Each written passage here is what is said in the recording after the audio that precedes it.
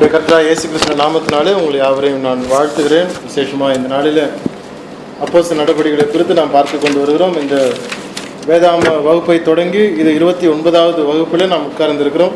அப்போஸ்தலர் நடபடிகளில் இது 5வது வகுப்பு. ஒரு சிறிய ரீகேப்பை நான் கொடுத்து மறுபடியும் துவங்கலாம் என்று நினைக்கிறேன். அப்போஸ்தலர் நடபடிகளை எழுதியது லூக்கா எழுதியதான் அருமையான ஒரு மனுஷர். நம்மை போல ஒரு புறஜாதியார், ஒரு மருத்துவர் மற்றுமாக இந்த அப்போஸ்தலர் நடபடிகள் 30 வருடங்களை கவர் பண்ணுகிற ஒரு புஸ்தகமாக இருக்கிறது. இயேசு கிறிஸ்து பரத்துக்கு ஏறினதிலிருந்து பவுல் அப்போஸ்தலன் 2 வருடம் சிறை வைக்கப்பட்ட ரோமாபுரியில் வைக்கப்பட்ட அந்த சம்பவம் வரைக்கும் எழுதப்பட்டதாக இருக்கிறது. 62வது ஆண்டு இயேசு கிறிஸ்து பிறந்து 62வது ஆண்டில் எழுதி முடிக்கப்பட்டது என்று சொல்லி நாம் பார்த்தோம். வேதாமத்தில் இது 44வது புஸ்தகம், புதிய ஏற்பாட்டில் 5வது புஸ்தகம். புதிய ஏற்பாட்டில் இருக்கக்கூடிய ஒரே ஒரு சரித்திர புஸ்தகம் இந்த அப்போஸ்தலர் நடபடிகள். இரண்டாம் வகுப்பிலே நாம் பார்த்த காரியங்கள், இதனுடைய ஆப்சர்வேஷன்ஸ். இயேசு கிறிஸ்து சொன்னதான, நீங்கள் பரிசுத்த ஆவியானவர் வரும்பொழுது நீங்கள் பலன் அடைந்து எருசலேமிலும் யூதாவிலும் சமாரியாவிலும் பூமியின் கடைசி வரைந்தும் எனக்கு சாட்சிகளாக இருப்பீர்கள் என்று சொன்ன வசனம் இந்த அப்போஸ்தலர் நடபடிகள் நிறைவேறியது என்று நிறைவேறி முடிந்த காரியத்தை இந்த அப்போஸ்தலர் நடபடிகள் 3 பகுதியாக பிரிக்கப்பட்டிருக்கிற நாம் பார்க்கிறோம். அப்போஸ்தலர் 1:1 8 4 வரை எருசலேமிலும், 8:5 12:25 வரைக்கும் யூதேயா சமாரியா தேசங்களிலும், 13 28 முடிய உலக கடைசி பரியந்தம் ஊழியங்கள் செய்யப்பட்ட தேவனுடைய வார்த்தை நிறைவேற்றப்பட்ட காரியங்களை குறித்து அதில் பிரிக்கப்பட்டிருக்கிறது. அதனுடைய நாம் காலகாலம் வரும்பொழுது, அதனுடைய பாகங்களில் கடந்து வரும் பொழுது அதனுடைய பிரிவுகளை நாம் பார்க்க போகிறோம். அடுத்தபடியாக இதனுடைய இந்த 1வது அதிகாரம் 3வது வசனத்தில் நாம் பார்த்த பொழுது 40 நாள் கழித்து அவர் கடந்த சம்பவங்கள் ஒவ்வொன்றையும் நாம் பார்த்து அதை கடந்து வந்தோம். 40 நாளும் அப்போஸ்தலருக்கு தரிசனமாகி தேவனுடைய ராஜ்யத்திற்குரியவர்களை அவர்களுடனே பேசி அநேகம் தெளிவான திருஷ்டாங்களினாலே அவர்களுக்கு தம்மை உயிரோடு இருக்கிறவராக காண்பித்தார் என்று சொல்லி 3வது வகுப்பில் நாம் அதை குறித்து படித்தோம். பின்னதாக 10 முறை அவர் உயிர் தெழுந்ததுக்கு பின்னதாக தன்னுடைய சீஷர்களுக்கு தன்னை காண்பித்தார் என்று சொல்லி நாம் அந்த இண்டெக்ஸையும் நாம் கவனித்தோம். பின்னதாக யூதாசுக்குடைய இடத்துல மத்தியாசி அவர்கள் தேர்ந்தெடுக்கப்பட்ட விதம், பின்னதாக அப்போஸ்தலர்கள் கூடி வந்ததான எருசலேம் ஜனங்கள் எல்லோரும் கூடி வந்ததான அந்த பெந்தேகோஸ்தே நாள் என்ன நாள், அது பெந்தேகோஸ்தே என்றால் என்ன, அது எப்படிப்பட்ட ஒரு பண்டிகையாக இருந்தது, எதற்கு பின்னதாக அந்த பண்டிகை வருகிறது, பஸ்கா எப்படி வந்தது, பஸ்கா எப்படி கடைபிடிக்க வேண்டும், எப்படி சாப்பிட வேண்டும், அதை என்னென்ன வகையில் அவர்கள் கீழ்ப்படிய வேண்டும் என்று சொல்லி மிக மிக தெளிவாக அதை குறித்து நாம் அந்த வகுப்பில் நாம் பார்த்தோம். அதற்கு பின்னதாக இடி முழக்கம் போல பரிசுத்த ஆவியானவர் இறங்கின அந்த சம்பவங்களை நாம் பார்த்தோம். பின்னதாக எந்தெந்த நாடுகள், ஏறத்தாழ 18 நாடுகளிலிருந்து ஜனங்கள் கடந்து வந்தார்கள். 18 நாடுகளும் எப்படியாக, ஏன் 18 நாடுகளிலிருந்து வந்தார்கள், அதனுடைய நோக்கம் என்னவா இருந்தது, தேவன் அதை எப்படி பயன்படுத்தினார் என்று சொல்லியும் நாம் அதை பார்த்தோம். யூத மார்க்கத்தை அமைந்தவர்கள் என்ற வார்த்தை கூட அதனுடைய தெளிவாக என்ன கொடுக்கப்பட்டிருக்கு என்று சொல்லி நாம் அதை கவனித்தோம். கடைசியாக 4வது வகுப்பு போன முறை நடந்ததில் பேதுரு எழுந்திருந்து இந்த ஜனங்களுக்கு அவர்கள் உபதேசம் செய்தார். என்ன காரியத்தை குறித்து உபதேசம் செய்தார், ஏன் உபதேசம் செய்தார் என்று நாம் பார்த்தோம். அவர்கள் குடிவெறியில் இருக்கிறார் என்று சொல்லப்பட்ட காரியத்தை ரெஃப்யூட் பண்ணி அவர்களுக்கு பிரசங்கம் செய்ய நேர்ந்தது. பின்னதாக சங்கீதத்தையும் அவர் கோட் பண்ணார், யோவேலையும் கோட் பண்ணினார். அநேக இடங்களிலே இயேசு கிறிஸ்துவினுடைய இந்த பரிசுத்த ஆவியானவர் இறங்குவார் என்று சொல்லப்பட்டிருந்த பொழுதிலும் பேதுரு யோவேலினுடைய தீர்க்கதரிசி சொல்லப்பட்ட காரியத்தை அவர் தெளிவுபடுத்தி எழுதினதையும் அவர்களுக்கு உபதேசம் பண்ணினதை நாம் பார்க்கிறோம். அந்த பிரசங்கத்தில் அவர் குறிப்பிட்ட 4 காரியங்கள் உண்டு. இயேசு கிறிஸ்துவனுடைய அற்புதங்கள், இயேசு கிறிஸ்துவ உயிர் தெழுதல், இயேசு கிறிஸ்து பரத்துக்கு ஏறினது, பின்னதாக முழுமையான ஒரு கன்க்ளூஷன் சம்மரி கொடுத்து அந்த பிரசங்கத்தை முடித்த விதத்தையும் நாம் போற வகுப்பில் நாம் பார்த்தோம். அப்போஸ்தலர்கள் சொல்லும் பொழுது, பேதுரு சொல்லும் பொழுது, நீங்கள் மனம் திரும்பி ஒவ்வொருவரும் பாவம் மன்னிப்பு கண்டு இயேசு கிறிஸ்து நாமத்தினாலே ஞானஸ்நானம் பெற்றுக்கொள்ளுங்க என்று சொல்லுகிற அந்த வார்த்தைக்கு முன்னதாக அவர் சொன்னார், அவர்கள் கேட்டார்கள், இருதயத்தில் குத்தப்பட்டவர்களாகி கேட்டார்கள் என்று சொல்லி பார்த்தோம். குத்தப்பட வேண்டியது மனம் திரும்புதலுக்கு மிகவும் அவசியம் என்பதையும், இந்த கன்விக்ஷன் ஆங்கிலத்தில் பார்க்கும்பொழுது கட்டிங் பெயின், பியர்ஸ் என்று சொல்லி, troubled, pricked, cut to the heart என்று சொல்லி ஒவ்வொரு வகையான வார்த்தைகள் சொல்லப்பட்டு கூட இம்பார்ட்டன்ஸ் என்ன என்பதையும் நாம் பார்க்கிறோம். பின்னதாக 3வது அதிகாரம் 1வது வசனத்தை வாசிக்கலாம். ஜெப வேலையாகிய 9ஆம் மணி நேரத்தில் பேதுரும் யோவானும் தேவாலயத்துக்கு போனார்கள் என்றும் அந்த 9ஆம் மணி வேலை என்பது எத்தனை மணியாக இருந்தது, பேதுரும் யோவானும் அங்கு எப்படியாக போனார்கள், எந்த நோக்கத்தில் அவர்கள் கடந்து சென்றார்கள் என்று சொல்லி கடந்த வாரத்தில் நாம் பார்த்து முடித்தோம், கடந்த வகுப்பில் நாம் பார்த்து முடித்தோம். இந்த நாளில் 3வது அதிகாரம் 7-8 வசனங்களை வாசிக்கலாம். வலது கையினால் அவனை பிடித்து தூக்கிவிட்டான், உடனே அவனுடைய கால்களும் கரடுகளும் பலன் கொண்டது. அவன் குதித்து எழுந்து நின்று நடந்தான், நடந்து குதித்து தேவனை துதித்து கொண்டு அவர்களுடனே கூட தேவாலயத்திற்குள் பிரவேசித்தான் என்று சொல்லி பேதுரு அங்கு கடந்து வருகிறார். பேதுரும் யோவானும் கடந்து வருகிறார்கள்.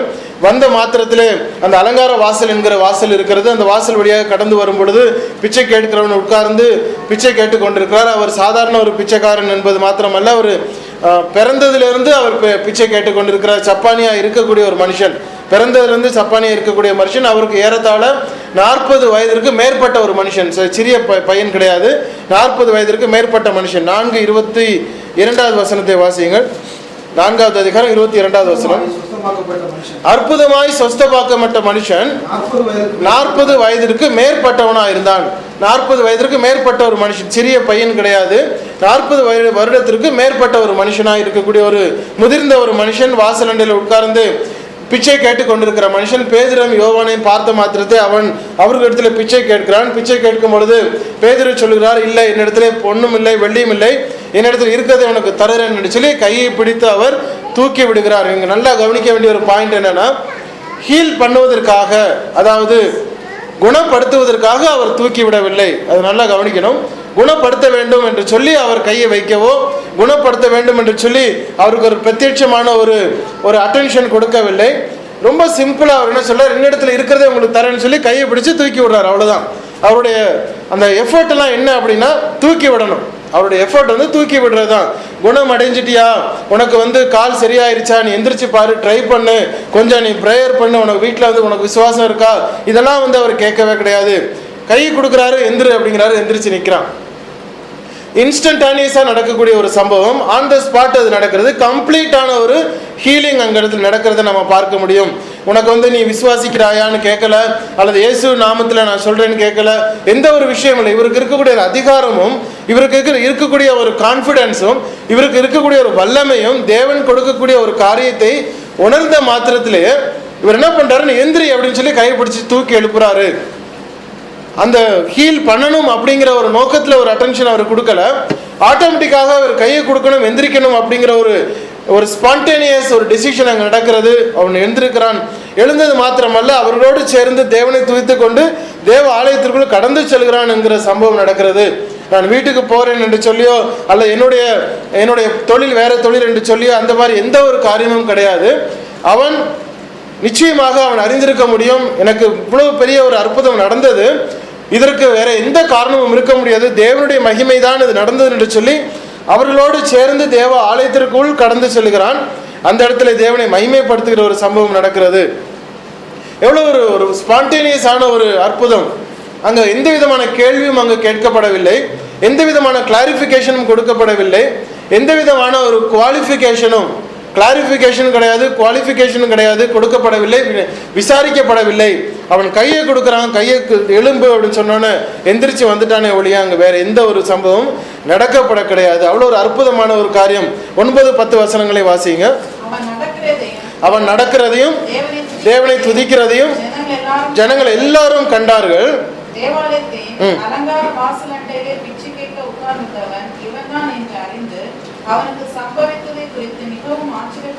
அவன் ஒரு பிரபல்யமான ஒரு பிச்சைக்காரனா இருந்திருக்கிறான். 40 வருஷத்துக்கு மேல இருக்கக்கூடிய ஒரு பிச்சைக்காரன் எத்தனை வருடமாக அந்த இடத்துல பிச்சை கேட்டு கொண்டிருக்கிறான் என்று நமக்கு தெரியாது. ஆனால் நிச்சயமாக இவன் அந்த அலங்கார வாசலில் உட்கார்ந்த நிமித்தமாய், இஸ்ரவேலர்கள் ஒவ்வொரு நாளும் தேவாலயத்துக்கு கடந்து வருகிறது நிமித்தமாய் எல்லா இஸ்ரவேலர்களுக்கும் இவனை தெரிந்திருக்கிறது. எல்லாருக்கும் அவனுக்கு தெரிந்திருக்கு, இவன் அங்க உட்கார்ந்தவனு, பிச்சை எடுத்துக்கொண்டிருந்தவன் தானே என்று சொல்லி அவனுடைய முகம், ஒருவேளை அவன் எந்த தெரு என்பது தெரிந்திருக்கலாம், அவனுடைய பெற்றோர் யார் என்று தெரிந்திருக்கலாம், அவனுடைய உறவினர்கள் என்று சொல்லி தெரிந்திருக்கலாம். எப்படி ஆனாலும் ஒரு பிரபலியமான ஒரு பிச்சைக்காரன் அங்க உள்ள சென்ற மாத்திரத்திலேயே அவன் நடக்கிறதை, தேவனை துதிக்கிறதை ஜனங்கள் எல்லோரும் காண்கிறார்கள். அவன் தெரிந்த ஒரு மனுஷன், எல்லாருக்கும் தெரிந்த ஒரு மனுஷனா இருந்தது நிமித்தமாய் அவன் ரெகக்னைஸ் பண்ணப்படுகிறான். இவன் பிச்சைக்காரன் ஆயிற்று, இந்த தேவனுடைய ஆலயத்தின் வாசலிலே உட்கார்ந்தவன் ஆயிற்றே, இப்பொழுது உள்ளே வந்திருக்கிறான், நடக்கிறான், தேவனை துதிக்கிறான் என்று சொல்லி ஜனங்கள் பார்க்கக்கூடிய அளவிற்கு ஒரு வித்தியாசம், அவனுக்கு அந்த அளவிற்கு ஒரு பிரபல்யம் இருந்திருக்கிறது. நிச்சயமாக சொல்ல முடியும், இயேசு கிறிஸ்துவும் இந்த தேவாலயத்திற்கு கடந்து வந்த பொழுது இந்த மனுஷன் இயேசு கிறிஸ்துவை பார்த்திருக்க முடியும், இயேசு கிறிஸ்துவின் வார்த்தையை கேட்டிருக்க முடியும், இயேசு கிறிஸ்துவை சந்தித்திருக்க முடியும், இயேசு கிறிஸ்துவும் இவனை பார்த்திருப்பார். அதுல எந்த சந்தேகம் கிடையாது. ஏன்னால் இத்தனை வருடமா உட்கார்ந்து இருக்கிறவன், தேவாலயத்து வாசலில் உட்கார்ந்து இருக்கிறவன் இயேசு கிறிஸ்து கடந்து சென்றிருக்கும் பொழுது எத்தனையோ முறைகள் பார்த்திருக்கிற வாய்ப்பு இல்லாமல் இருந்திருக்கவே முடியாது. ஆனால் இந்த இடத்துல அற்புதம் நடக்க வேண்டும், இந்த நேரத்திலே நடக்க வேண்டும் என்பதற்கு ஒரு வாய்ப்பு கொடுக்கப்படுகிறது என்று சொன்னால், இயேசு கிறிஸ்து பிசிக்கலா இருக்கிற பொழுது மாத்திரமே ஒரு அற்புதம் நடக்கும் என்கிற ஒரு காரியம் அல்ல. பிசிக்கலா இல்லாத பட்சத்திலே கூட இயேசு கிறிஸ்துடைய அதே வல்லமை உண்டு, அவருடைய பிள்ளைகளுக்கு கொடுக்கப்பட்டது என்பதை உணர்த்துவதற்காக இப்படி ஒரு சம்பவம் அங்கு அனுமதிக்கப்பட்டிருக்கிறது என்று தான் சொல்ல முடியும். நிச்சயமாக இயேசு கிறிஸ்து அந்த வழியை கடந்து சென்றிருக்கும் பொழுது நம்ம சீலோவாம் குளத்திலே எத்தனையோ ஜனங்கள் அங்கு இருந்தார்கள். இயேசு கிறிஸ்து கடந்து சென்ற பொழுது ஒரு மனுஷன் தான் அவனுக்கு ஒரு சுகம் கிடைக்கப்பட்டது, அங்கிருந்த மற்ற ஜனங்களுக்கு கொடுக்கப்படவில்லை.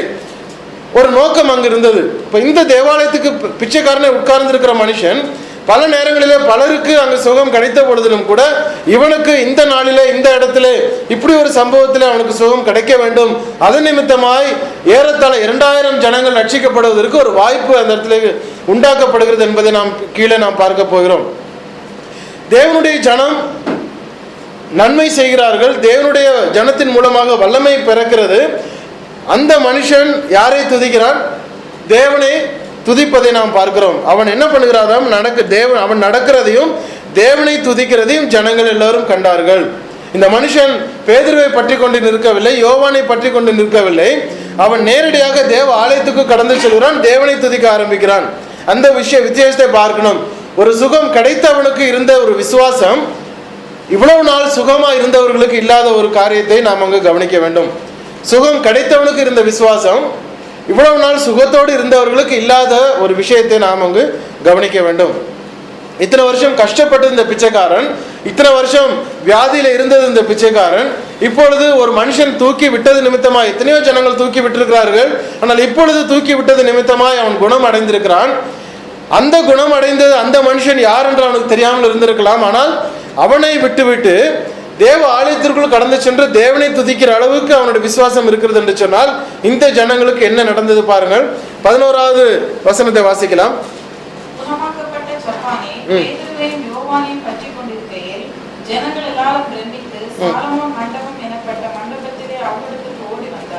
பன்னெண்டை வாசிங்க.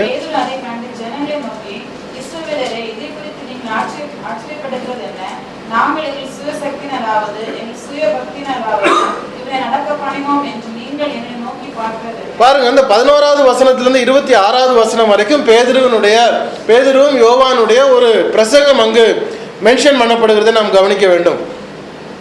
இந்த ஜனம் பேதுருவும் யோவானையும் பார்த்து ஓடி வர்றாங்களாம், ஆச்சரியப்பட்டு, ஐயோ யாரோ 2 பேர் வந்திருக்கிறாங்க, ஐயோ இந்த அலங்கார வாசல் உட்கார்ந்து இருக்கிற பிச்சைக்காரனுக்கு சுகம் கொடுத்திருக்கிறாங்க, அவர்களை பார்த்து நான் கவனிக்க வேண்டும் என்று சொல்லி அவர்களிடத்துல ஓடி வருகிறார்கள். ஓடி வரும் பொழுது பேதுரு அந்த பிரசங்கத்தை தொடங்குகிறார். பேதுரு என்ன சொல்றார்? அவருடைய ரெஃப்யூட்டிங் ஃபர்ஸ்ட் பிரசங்கம், இந்த ஜனங்கள் குடித்திருக்கிறார்கள், வெறித்திருப்பார்களோ என்று சொல்லி பேசப்பட்ட பொழுது அவர்களுக்கு அந்த நேரத்தை பயன்படுத்தி அவர்களுக்கு பிரசங்கம் பண்ணினார். 3000 பேர் ரட்சிக்கப்படுகிறார்கள்.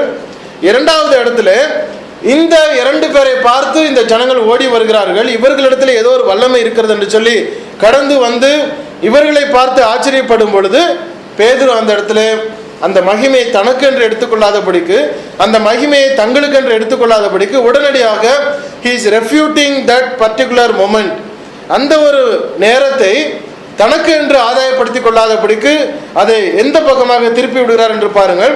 நீங்கள் ஆச்சரியப்படுகிறது என்ன? நாங்கள் எங்கள் சுய சக்தியினாலே செய்யவில்லை, மற்றது என்னது? எங்கள் சுய பக்தியினாலும் செய்யவில்லை.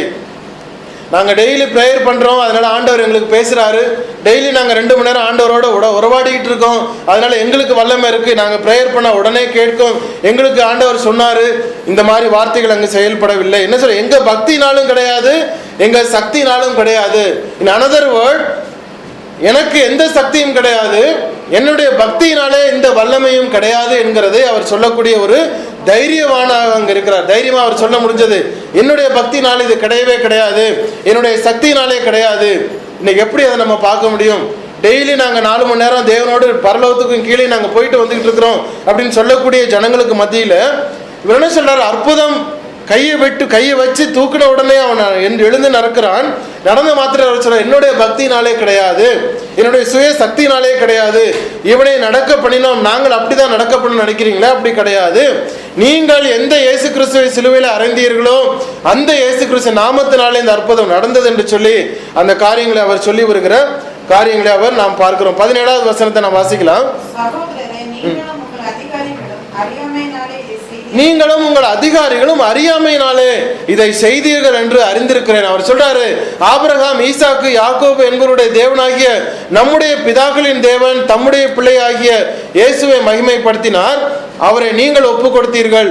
பிலாத்து அவரை விடுதலையாக்க தீர்மானித்த பொழுது அவனுக்கு முன்பாக அவனை மறுதளித்தீர்கள். ஒரு புறஜாதியானாய் ரோம அரசாங்கத்தில் இருக்கக்கூடிய பிலாத்து என்கிறவன் இயேசு கிறிஸ்துவை விடுதலையாக்க தீர்மானித்தான். ஆனால் நீங்களோ அப்பேற்பட்ட புறஜாதிக்கு முன்னதாக அவனை மறுதளித்தீர்கள்.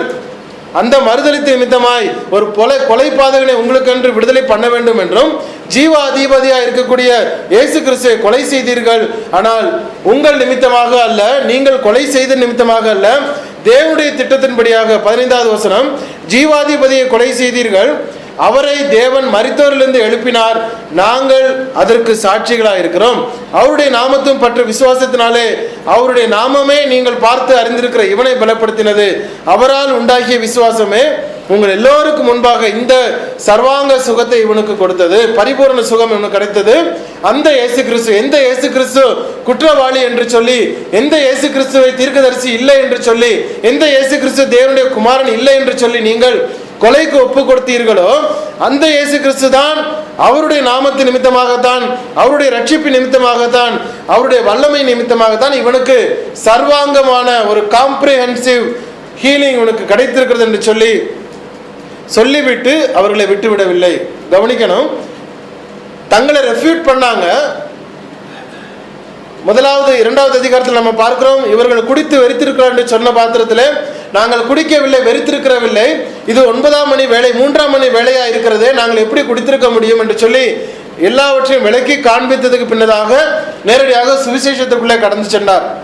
யார் இவர், எந்த இயேசு கிறிஸ்து, எப்படிப்பட்ட இயேசு கிறிஸ்து, ஏன் சிலுவையில் அறையப்பட்டார் என்று சொன்ன மாத்திரம் இல்லாதபடிக்கு அவர்களுக்கு விசுவாசத்தை கொடுக்கத்தக்கதாக அவர்கள் எந்த கொள்கையை பற்றி கொண்டிருக்கிறார்களோ அந்த கொள்கையிலிருந்து வார்த்தைகளை எடுத்து சொல்லி ஆபிரகாம், ஈசாக்கு, யாக்கோபு, யோவான் எல்லா காரியங்களும் இவரை குறித்து முன்குறித்தார்கள், யோவேல் சொன்ன காரியத்தை குறித்து முன்குறித்தார் என்று சொல்லி எல்லாவற்றையும் சொல்லி அவர்களுக்கு விசுவாசத்தை வளர்த்து மனம் குத்தப்பட்டவர்களாகி இயேசு கிறிஸ்து ஏற்றுக்கொள்ள வைத்த அந்த பிரசங்கம், அதே பாணி 2வது முறையும் அவர் பின்பற்றுகிறார்.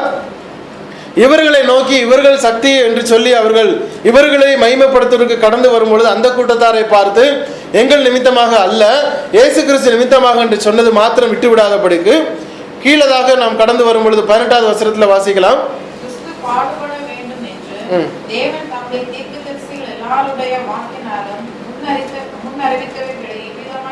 நீங்கள் அறியாமையினாலே நீங்கள் செய்தீர்கள், உங்கள் நிமித்தமாக இயேசு கிறிஸ்து கொல்லப்பட்டாலும் உங்களினாலே அவர் கொல்லப்படவில்லை, நீங்கள் கொன்றது நிமித்தமாக அவர் கொல்லப்படவில்லை, உங்கள் கரங்களினாலே அவர் கொல்லப்பட வேண்டியது தேவனுடைய திட்டமாக இருந்தது, தேவனுடைய சித்தமாக இருந்தது, அதை நீங்கள் அறியாமல் செய்தீர்கள். கிறிஸ்து பாடப்பட வேண்டும் என்றும் தேவன் தம்முடைய தீர்க்கதரிசிகள் எல்லாருடைய வாக்கினாலும் முன் அறிவித்தவைகளை இவ்விதமாய் நிறைவேற்றினார். உங்களுடைய கரங்களினாலே சாக வெடிக்க வேண்டும் என்பது தேவனுடைய முன் அறிவித்தலாக இருந்தது. ஏற்கனவே சொல்லப்பட்ட காரியங்கள் எல்லாருடைய சாமுவேல் தீர்க்கதரிசி முதற்கொண்டு எல்லாருடைய ஜனங்களும் மத்தியிலும் உங்களுக்கு சொல்லப்பட்ட காரியங்கள் உலக தோற்றம் முதல் அவர் சொல்றார். ஆனபடினால் 19வது வசனம், ஆனபடினாலே கர்த்தருடைய சன்னிதானத்திலிருந்து இறைப்பாறுதலின் காலங்கள் வரும்படிக்கும் முன்னே குறிக்கப்பட்ட இயேசு கிறிஸ்துவை அவர் உங்களிடத்தில் அனுப்பும்படிக்கும் உங்கள் பாவங்கள் நிவர்த்தி செய்யப்படும் பொருட்டு நீங்கள் மனம் திரும்பி குணப்படுங்கள். உலக தோற்றம் முதல் தேவன் தம்முடைய பரிசுத்த தீர்க்கதரிசி எல்லாருடைய வாக்கினாலும் உரைத்தவைகள் எல்லாம் நிறைவேறி தீரும் காலம் அளவும் பரலோகம் அவரை ஏற்றுக்கொள்ள வேண்டும். மோசே பிதாக்களை நோக்கி, உங்கள் தேவனாகிய கர்த்தர் என்னை போல ஒரு தீர்க்கதரிசியை உங்களுக்காக உங்கள் சகோதரர்கள் எழும்பு பண்ணுவார் என்று சொல்லி அவர்கள் எந்த நியாயப்பிரமாணத்தை கடைபிடித்துக் கொண்டிருக்கிறார்களோ அந்த நியாயப்பிரமாணத்திலே சொல்லப்பட்ட நபர் தான் இந்த இயேசு கிறிஸ்து. அப்படிப்பட்ட நபர் தான் இப்பொழுது வந்திருக்கிறார். எந்த நபரை, எந்த தீர்க்கதரிசி, எந்த ரட்சகரை நீங்கள் எதிர்பார்த்து கொண்டிருக்கிறீர்களோ அந்த ரட்சகர் இவர்தான் என்பதை சுட்டி காண்பித்தது மாத்திரமல்ல, அதன் நிமித்தமாக நீங்கள் மனம் திரும்ப வேண்டும், குணப்பட வேண்டும் என்று சொல்கிறார். 20வது வசனம், உங்கள் பாவங்கள் நிவிர்த்தி செய்யப்படும் பொருட்டு நீங்கள் மனம் திரும்பி குணப்படுங்கள். அவர் அந்த பாயிண்ட் அவுட் பண்றாரு. நீங்க அப்படியே கேட்டுட்டு போயிட வேண்டாம். நீங்க சத்தியத்தை கேட்டுட்டு உங்களுக்கு இஷ்டமானபடி நீங்க ஞானஸ்நானம் எடுத்துக்கொள்ளுங்கள், அல்லது இஷ்டமானபடி நீங்கள் விசுவாசியுங்கள், இஷ்டமானபடி உங்கள் தேவன் பேசினா பாருங்க, இல்லைன்னா பரவாயில்லன்னு சொல்லிட்டு போகல. அவர் தெளிவாக சொல்கிறார், உங்கள் பாவங்கள் நிவிர்த்தி செய்யப்படும் பொருட்டு நீங்கள் மனம் திரும்ப வேண்டும், நீங்கள் குணப்பட வேண்டும். மனம் திரும்பாதது வரைக்கும் உங்களுக்கு குணம் வீணம்தான், சுக வீணம்தான். மனம் திரும்ப வேண்டும் என்று சொல்லக்கூடிய ஒரு பாயிண்ட் அவுட் அங்க பண்ணப்படுகிறது. நீங்கள் பாவம் செய்தீர்கள் என்று சொல்லுவது, பாவம் செய்தீர்கள் என்று சொல்லுவது, நாம் திருடினதோ, பொய் பேசினதோ, அல்லது சிகரெட் குடிச்சதோ, தண்ணி அடிச்சதோ, அல்லது தவறான காரியங்கள் செய்தது பாவம், பிரதான பாவம் என்று முதலாவது அது கணக்கெடுப்பதுவல்ல. இயேசு கிறிஸ்துவினிடத்தில் அருகாமல் இருப்பது முதலாவது பாவம். இயேசு கிறிஸ்துவனுடைய அருகாமலே இருப்பது, அருகாமல் வராமல் இருப்பது முதலாவது பாவமாக இருக்கிறது. அந்த பாவத்தை நிவிர்த்தி செய்யப்பட வேண்டும். உங்கள் பாவங்கள் நிவிர்த்தி செய்யப்படும் பொருட்டு நீங்கள் மனம் திரும்புங்கள், அதனாலே குணப்படுங்கள் என்று சொல்லி அவர் பாயிண்ட் அவுட் பண்ணுகிறார். ஏன் இவரை ஏற்றுக்கொள்ள வேண்டும்? நமக்கு ஒரு மனுஷன் கிடைக்கிறாரு, ஒரு விசேஷம் டைம் கிடைக்குது, ஒரு இயேசு கிறிஸ்துவை அறியாத ஜனம் மத்தியில் நாம் இருக்கிறோம்னு சொன்னால் ஏதாவது ஒரு வகையிலே அவர்களுக்கு ஒரு விதையை நாம் போடுவது மாத்திரமல்ல, ரட்சிப்பின் செய்தியை சொல்லி அவர்களுக்கு குணப்படுத்த வேண்டிய, மனம் திரும்ப வேண்டிய ஒரு காரியத்தை, அவர்களுக்கு ஒரு வார்த்தையை நேரடியாக சொல்ல வேண்டியது அவசியமான ஒன்றாக இருக்கிறது. மேலோட்டமாக கடந்து செல்வது முக்கியமல்ல, அவசியமான ஒரு ஒன்றாக இருக்கிறது. நீங்கள் மனம் திரும்ப வேண்டும், குணப்படுங்கள் என்று சொல்லுகிற ஒரு வார்த்தை அவர் பயன்படுத்துகிறார். நீங்கள் இதுவரைக்கும் நியாயப்பிரமாணத்தை பிரயோஜனப்படுத்திட்டு வந்தீங்க, நியாயப்பிரமாணத்தை கீழ்ப்படுத்தீங்க. அந்த நியாயப்பிரமாணத்துல தான் மோசே சொல்லி இருக்கிறார், அந்த நியாயப்பிரமாணத்துல தான் சாமுவேல் முதற்கொண்டு சொல்லப்படுகிறது. 24வது வசனத்தை வாசிக்கலாம். அத்தனை பேரும் இந்த நாட்களை முன்னறிவித்தார்கள்.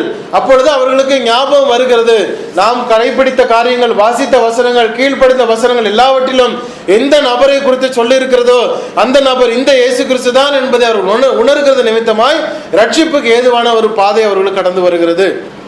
நாம இந்த இந்திய தேசத்திலே அல்லது இந்துக்கள் மத்தியிலே அல்லது கிறிஸ்தவர் அல்லாதவர்கள் மத்தியில் நாம் கலந்து பேசும் பொழுது சாமுவேலை குறித்தோ, மோசேயை குறித்தோ, அல்லது ஆபிரகாமை குறித்தோ நாம் பேசுகிறதுல பிரயோஜனம் கிடையாது. அவர்களுக்கு அதை குறித்து தெரியாது. ஆனால் அவர்கள் கீழ்ப்படுகிறது கொண்டிருக்கக்கூடிய ஐடாலட்ரி, அவர்கள் கீழ்ப்பணிந்து கொண்டிருக்கக்கூடிய தேவன் அல்லாத ஜனங்கள் மத்தியில் நாம் பேசும் பொழுது எப்படி அவர்களை தூண்டுவது, எப்படி அவர்களை நாம் ரட்சிப்புக்குள்ளாய் நடத்துவது, எந்த விதமான பேக்ரவுண்டை நாம் பிரயோஜனப்படுத்துவது, இதுவரைக்கும் அவர்கள் கடைபிடித்து வந்து கொண்டிருக்கிற காரியங்கள் எதை நோக்கி கொண்டு போய் கொண்டிருக்கிறது? அவங்க சொன்னாங்க, எங்களுக்கு அடுத்த ஜன்மம் இருக்கு, நாங்கள் நல்ல காரியங்கள் நடந்தால் எங்களுக்கு நல்ல அடுத்தபடியாக நாங்கள் நல்ல மனுஷனாக பிறக்கலாம், நாங்கள் பெரிய பதவியில் பிறக்கலாம், அல்லது நான் நாயாக பிறந்துடுவேன், பூனையாக பிறந்துடுவேன். ஃபர்ஸ்ட் டாபிக் அவங்களுக்கு அந்த மறுஜென்மம். மறுஜென்மம் அப்படிங்கிறத நாம் ரெஃப்யூட் பண்ணிக்கிறதுக்கு நாம் தயாராக இருக்கணும். எப்படி நாம் அதை அவங்க டிஃபீட் பண்ண போகிறோம், எப்படி அவங்களுக்கு எக்ஸ்பிளைன் பண்ண போகிறோம், மறு ஜென்மம் இல்லை என்பதை நாம் அவர்களுக்கு எப்படி நாம் சொல்ல போகிறோம், அதிலே நாம் முதலாவது ஜாக்கிரதை உள்ளவர்களாய் அவர்களை தெளிவுபடுத்த வேண்டும். அந்த காரியத்தில் தெளிவுபடுத்தும் பொழுது ஆட்டோமேட்டிக்காக நம்முடைய பிரயாணம் முடிகிறது. நாம் அதுக்கு பின்னதாக நியாயப்பிரமாணத்துக்கு போக போகிறோம் என்கிற அந்த காரியம் தெளிவுபடும். அப்பொழுது நியாயப்பிரமாணத்தை கடந்து வரும் பொழுது யார் நியாயம் தீர்க்க போகிறார்? இயேசு கிறிஸ்து நியாயாதிபதியாக உட்கார போகிறார். அவரிடத்துல நான் என்ன கேள்வி கேட்க போகிறேன், என்ன பதில் சொல்ல போகிறேன் என்கிறதான ஒரு கேள்வியை வைக்கும் பொழுது அவர்களுக்கு அந்த ரட்சிப்பின் அவசியம் அங்கு புரிய வரும். இங்கே 25வது வசனம், நீங்கள் அந்த தீர்க்கதரிசிகளுக்கு புத்திரராக இருக்கிறீர்கள், உன் சந்ததியினாலே பூமியில் உள்ள வம்சங்கள் எல்லாம் ஆசீர்வதிக்கப்படும் என்று தேவன் ஆபிரகாமுக்கு சொல்லி நம்முடைய முன்னோர்களோட பண்ணின உடன்படிக்கைக்கும் புத்திரராக இருக்கிறீர்கள். நீங்கள் தேவனுடைய புத்திரர்கள் தான். ஆனால் அந்த வேதாகமத்திலே சொல்லப்பட்ட ஜனத்திற்கு நீங்கள் கீழ்ப்படிய வேண்டும். அந்த வேதாகமத்திலே சொல்லப்பட்ட இயேசு கிறிஸ்துவுக்கு கீழ்ப்படிவதன் நிமித்தமாய் நீங்கள் புதிய ஜனம் என்று அழைக்கப்படுகிறீர்கள்.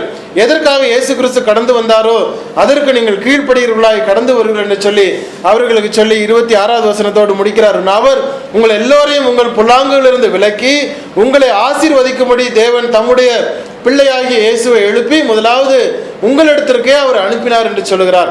அந்த வார்த்தைகளை கேட்கும் பொழுது ஜனங்கள் விசுவாசத்திற்கு கடந்து வருகிறார்கள். அவருடைய தொகை எவ்வளவு வருகிறதா? 4:4 வாசிக்கலாம்.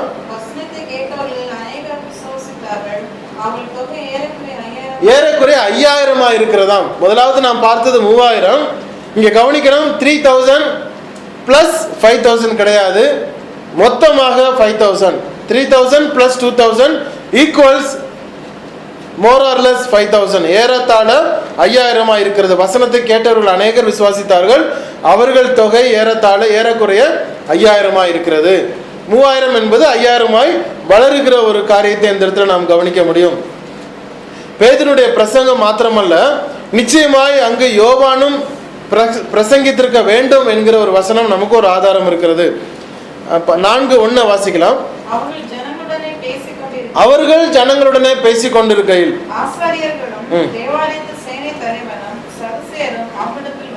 பாருங்க, அவர்கள் யாருன்னா பேதுரு மாத்திரம் அங்க சொல்லப்படவில்லை, யோவானும் பேசிக் கொண்டிருந்திருக்க வேண்டும்.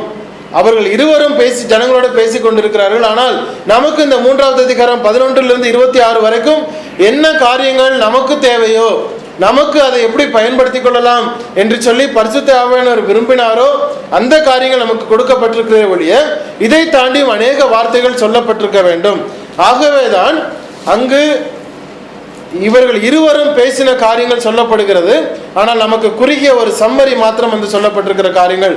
பேசிக்கொண்டிருக்கையில் அங்கு ஆசாரியர்களும் தேவாலயத்து சேனை தலைவனும் சதுசேயரும் கூடி வர்றாங்க. 3 நபர் அங்கு வருகிறாங்க. முதலாவது ஆசாரியர்கள், அந்த பிரீஸ்ட் அங்க கடந்து வர்றாங்க. ப்ளூரல், ஒரு ஆள் இல்ல, ஆசாரியர்கள் ஒரு கூட்டம் வருகிறது. தேவாலயத்து சேனை தலைவன் அங்கு வருகிறான். இந்த தேவாலயத்துக்கு ஒரு சேனை உண்டு, ஒரு ப்ரொடெக்ஷன் ட்ரூப் இருக்கிறது. அந்த தேவாலயத்திற்கு ஒரு கவர்மெண்ட் மூலமாக அப்பாயின்மெண்ட் பண்ண ஒரு ப்ரொடெக்ஷன் குரூப் இருக்கிறது. அந்த ப்ரொடெக்ஷன் குரூப்ல இருக்கக்கூடிய அந்த சேனை தலைவனும் சதுசேயரும் வர்றாங்க. சதுசேயர் ஏன் வர வேண்டும்? இந்த இடத்துல பரிசேயர் இப்போ காணும், ஆனால் சதுசேயர் வர்றாங்க. காரணம் என்ன? 2வது வசனம் படிங்க.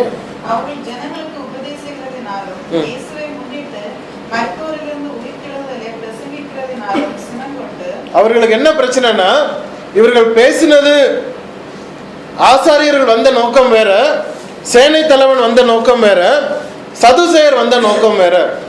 சதுசேயர் எதுக்கு வர்றாங்க? பரிசேயர் அந்த இடத்துல வரல. சதுசேயர் எதுக்கு வந்தாங்கன்னா, இயேசுவை முன்னிட்டு மரித்தோரிலிருந்து உயிர்த்தெழுதலை பிரசங்கிக்கிறதுனால இவங்களுக்கு பிரச்சனை. அப்போ சதுசேயர்களுக்கு யூசுவலா மரித்தோர் உயிர்த்தெழ மாட்டார்கள் என்பது அவர்களுடைய கொள்கை. மத்தேயு 22 வாசிங்க. மத்தேயு 22, 23.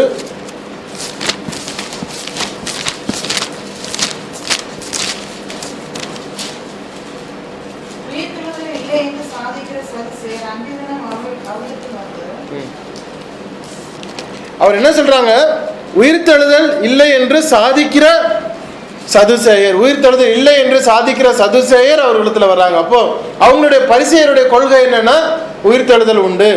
சதுசேயருடைய கொள்கை என்ன? உயிர்த்தெழுதல் கிடையாது. அவங்களுடைய கொள்கை என்னன்னா, ஆத்மாவும் சரீரமும் ஒரே நேரத்தில் சாகும் பொழுது அது மடிந்து போய்விடும், பெரிஷ் ஆயிரும், அதோட அவர்களுடைய வாழ்வு முடிந்து போனது, வேறொரு உயிர்த்தெழுதல் இல்லை என்று சொல்லக்கூடிய ஒரு கொள்கை சதுசேயருக்கு. இப்ப இவங்க இயேசு கிறிஸ்து உயிர்த்தெழுந்திருக்கிறார் என்று சொல்கிற காரியத்தை பிரசங்கித்த உடனே இவர்களுடைய பிரச்சனை வருகிறது.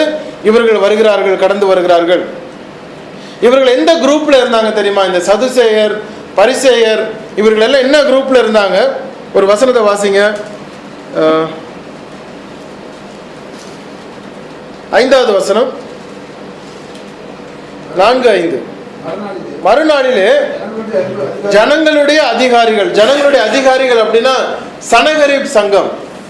சனகரிப் சங்கம், சங்கத்தில் உள்ள அதிகாரிகள் வர்றாங்க மறுநாள்ல. அதுக்கப்புறம் இந்த ஜனங்களுடைய அதிகாரிகள் எந்த இடத்துல இருந்தாங்க? 15வது வசனத்தை வாசிங்க. 4:15. ஆலோசனை சங்கத்தை விட்டு வெளியே போகும்படி கட்டளையிடுகிறார். இந்த கீழே வரிசையை நம்ம பார்க்க போறோம். இந்த டாபிக், இந்த சதுசேயரை கொண்டு வருகிற டாபிக்காக இந்த பாயிண்ட்ஸை நான் கனெக்ட் பண்றேன். இவர்கள் ஜனங்களுடைய அதிகாரிகளாக இருக்கிறார்கள். ஆலோசனை சங்கத்திலே ஒரு உறுப்பினர்கள் சதுசேயர்கள், சேனை தலைவன், ஆசாரியர்கள், பரிசேயர்கள். பிரதான ஆசாரியர்கள் 6வது வசனத்தில் பார்க்கும் பொழுது பிரதான ஆசாரியனை அண்ணாவும் காய்பாவும் யோவானும் அலெக்சாந்தரும் பிரதான ஆசாரியருடைய குடும்பத்தார் யாவரும் எருசலேமில் கூட்டம் கூடுகிறார்கள். இந்த பேதுருவும் யோவானும் இயேசு கிறிஸ்துவினுடைய உயிர்த்தெழுதலை குறித்து பிரசங்கித்தது நிமித்தமாய் சதுசேயருக்கு பிரச்சனை. அவர்களை பிடித்து சாயங்காலமாக இருந்ததுனாலே மறுநாள் வரைக்கும் காவலில் வைக்கிறார்கள். மறுநாள் இந்த குரூப் கூடுகிறது. என்னுடைய எதற்காக இதை கனெக்ட் பண்றேன் அப்படின்னா, பரிசேயரும் சதுசேயருக்கும் நேர் மாறான கொள்கை இருந்த பொழுதிலும் இந்த இருவரும் சனகரிப் சங்கத்திலே அவர்கள் ஒரு உறுப்பினர்கள். எப்படி இருக்க முடியும்? வெவ்வேறு கொள்கையில் இருக்கிறவர்கள் எப்படி இருக்க முடியும்? ஆனால் இருக்கிறார்கள் என்று சொன்னால் அவர்களுக்கு நோக்கம் வேறவா இருந்தது, வேற ஒரு நோக்கம். சதுசேயரும் பரிசேயரும் ஒரு இடத்துல கூடி ஒரு அட்மினிஸ்ட்ரேஷன்ல உட்கார்ந்து இருக்கிறார்கள் என்று சொன்னால் அவருடைய நோக்கம் என்னவா இருந்தது? அந்த அட்மினிஸ்ட்ரேஷன் கமிட்டியிலே நான் இருக்க வேண்டும் என்பது அவருடைய நோக்கம். எங்களுக்கு அந்த பதவி வேண்டும் என்கிற ஒரு நோக்கம். ஞானஸ்நானம் எடுத்ததுக்கு அப்புறம் ரட்சிப்பு அப்படிங்கிற ஒரு குரூப் சொல்லுது, ரட்சிப்பு வந்ததுக்கு அப்புறம் ஞானஸ்நானம் ஒரு குரூப் சொல்லுது, ஞானஸ்நானம் தேவையில்லைன்னு ஒரு குரூப் சொல்லுது, இஷ்டம்னா எடுத்துக்கலாம் இல்லைன்னா விட்டுடலாம், அது ஒன்று பரலோகத்துக்கு கொண்டு போற ஒரு கருவி இல்லைன்னு ஒரு குரூப் சொல்லுது, கர்த்தருடைய பந்தி தேவைன்னா எடுக்கலாம், தேவையில்லைன்னா எடுத்துக்கலாம், இல்லை வருஷத்துக்கு ஒரு தடவை எடுத்துக்கலாம், மாசத்துக்கு ஒரு தடவை எடுத்துக்கலாம், வாரத்துக்கு ஒரு தடவை எடுக்கணும்னு ஒரு குரூப் சொல்லுது. ஒவ்வொருவரும் ஒவ்வொரு விதமாக சொல்லிக் கொண்டிருக்கிறார்கள். இவ்வளவு கொள்கை பிரச்சனை இருந்த பொழுதிலும் எல்லாரும் கை கூடி நாங்களாம் பாஸ்டர்ஸ் அப்படின்னு சொல்லி ஒரு இடத்துல கூடுறாங்க அப்படின்னா எப்படி தேவனுடைய வார்த்தை வளருவதற்கு அவர்கள் பிரயோஜனமாக இருப்பார்கள்? நினைச்சு பாருங்க. அடிப்படையான கொள்கை புரிந்து கொள்ள முடியவில்லை. வேதாந்தத்திலே சொல்லப்பட்ட காரியங்கள் என்ன என்பதை ஒருத்தருக்கு ஒருத்தர் கிளாரிபிகேஷன் பண்ணி ஒரு முடிவுக்கு வர முடியவில்லை.